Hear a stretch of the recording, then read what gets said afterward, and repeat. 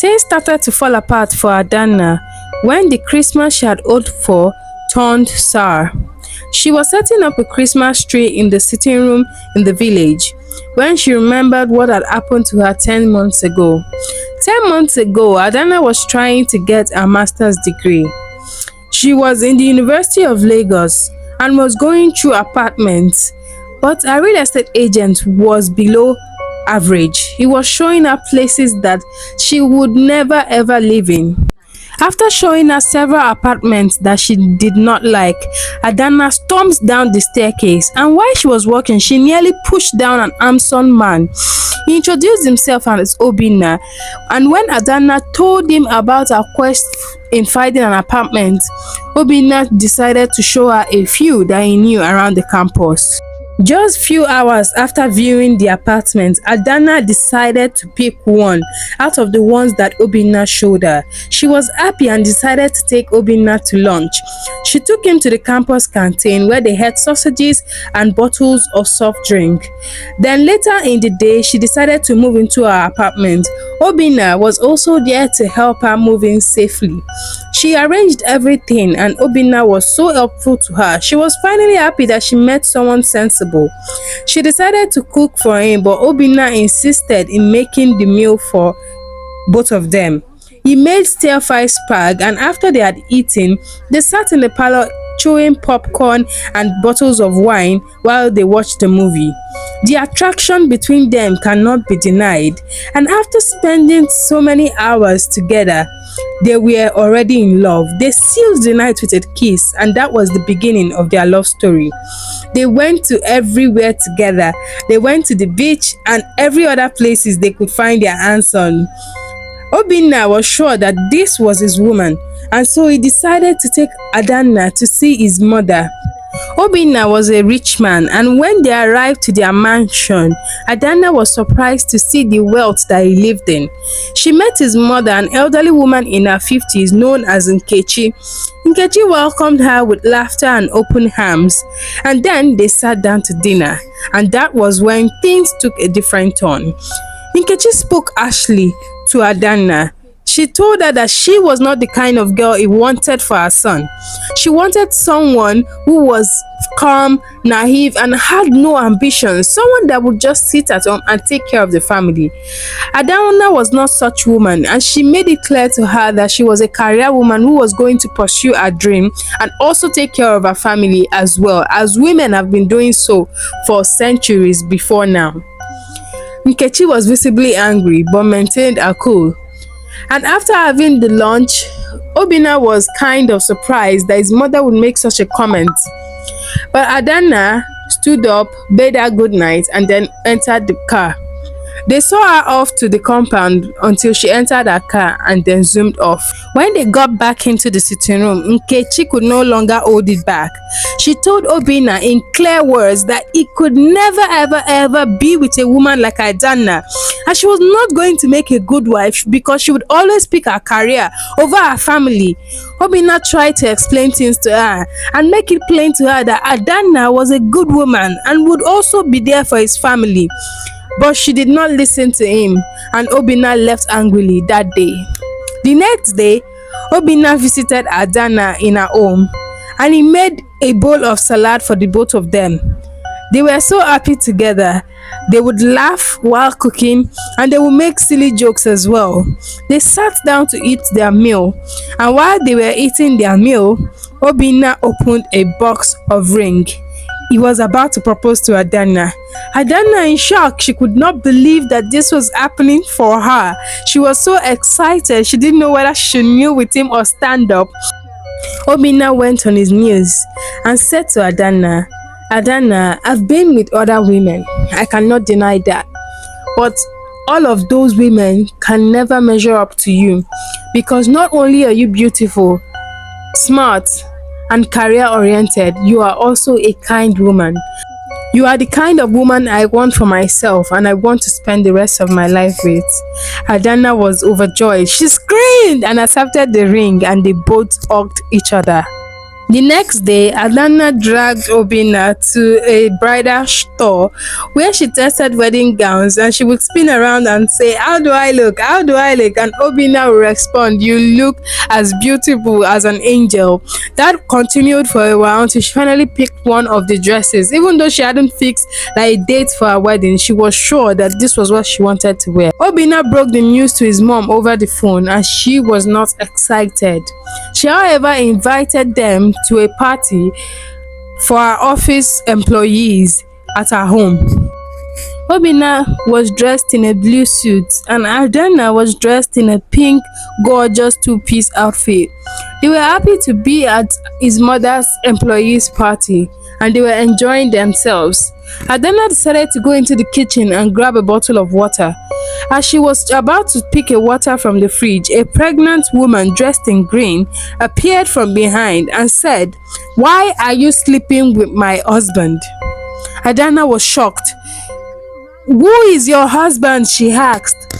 Then the woman said, "You are sleeping with my fiance, Obinna." Adanna was shocked. "How can Obinna be your fiance?" she asked. Then the woman laughed to her face and said, "We've been dating for the past 3 years and he has proposed to me. Even his mom is aware of it and I'm pregnant for him already." Adanna could not wait to hear any more. She picked up her purse in tears and left in a rush. For the next 1 week, Obinna tried to convince Adanna that the story was not true. It was true that he had dated Tolu, but that was in the past, and he had moved on from her. He would stalk Adanna even to the supermarket, and then one day he stalked her to the restaurant. But Adanna was not ready to have it. She was heartbroken and her heart was in pieces. Obinna told her that he was not responsible, and Adanna replied, "Well, let's wait till she gives birth. When she gives birth, you can have a DNA test and would confirm if you're the father or not." Obinna was sad that Adanna could not even trust him.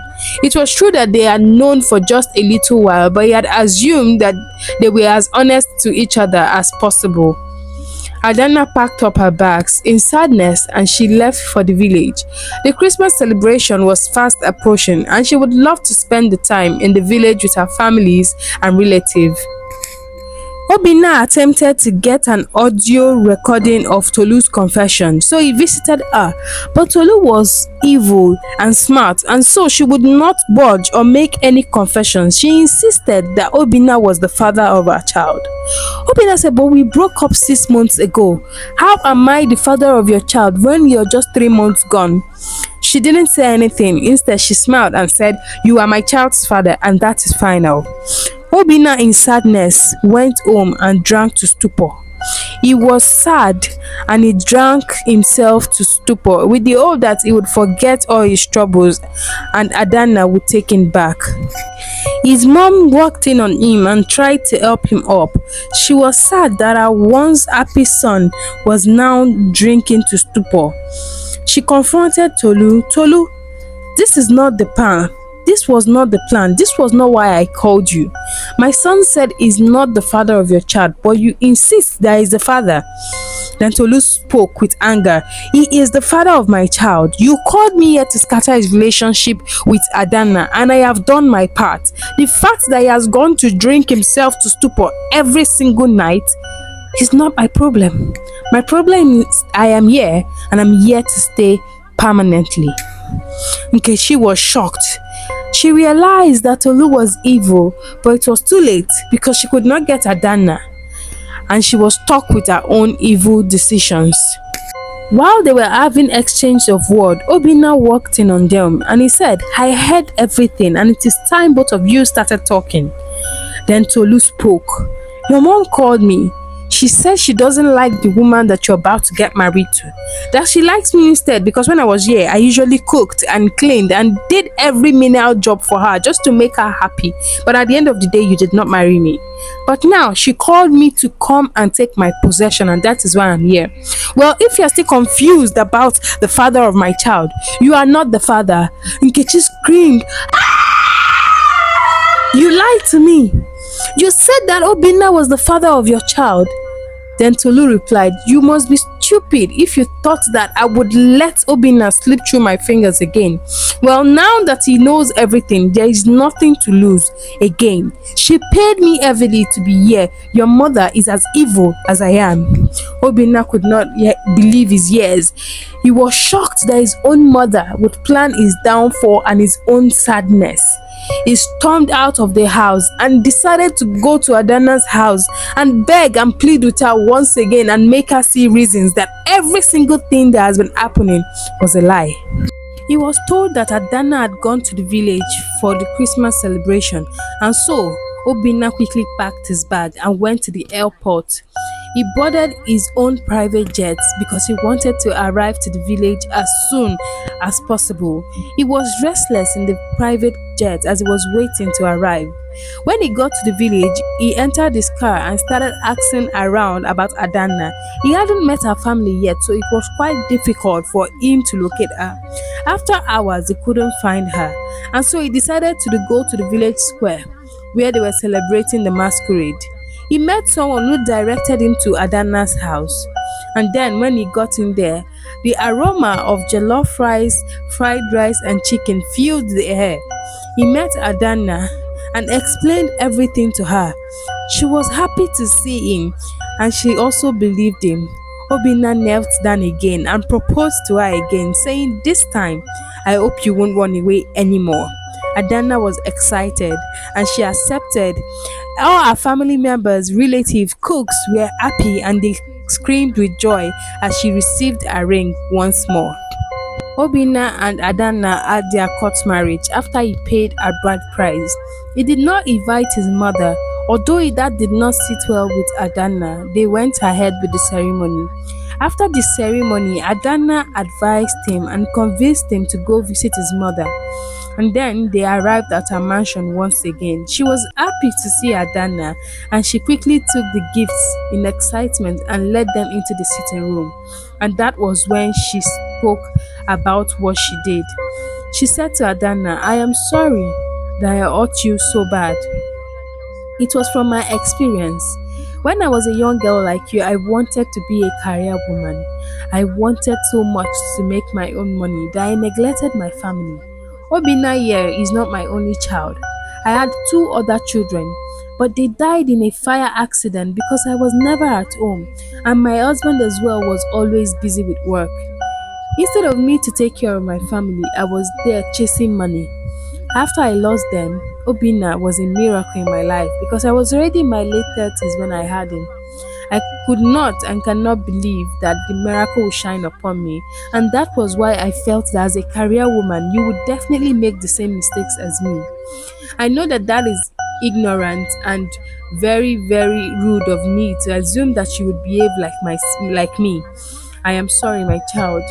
Please accept me as your mother and Obinna as your husband. I have accepted you both, and you both are my children, and I would please implore you to forgive me." Adanna smiled. "Mom, I've forgiven you already. This is a Christmas to remember, and I would hold no grudges. I love you all like my family." Moral of the story: don't assume that people would make the same mistakes as you have made. Give people opportunities to show you their character before you judge them. 2. Never judge a book by its cover.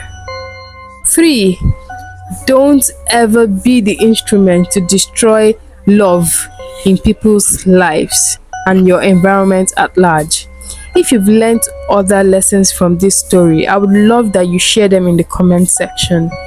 Thank you for listening, thank you for watching, and until next time, subscribe to my channel. Bye bye.